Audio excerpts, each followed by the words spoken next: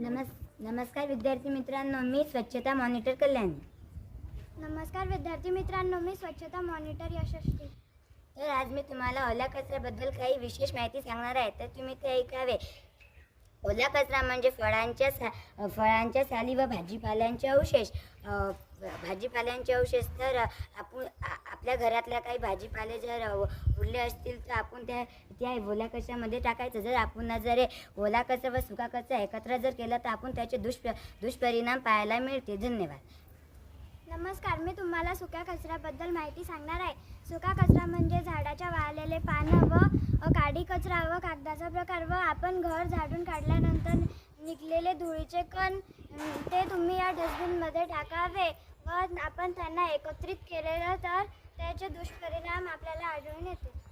याची व्यवस्था ओला कचरा व सुका कचरा तर ग्रामपंचायतने गावाबाहेर ओला कचरा व सुका कचरा यांची व्यवस्था केली आहे. तर त्यामध्ये तुम्ही ओला कचरा व सुका कचरा टाकावे. Let's change.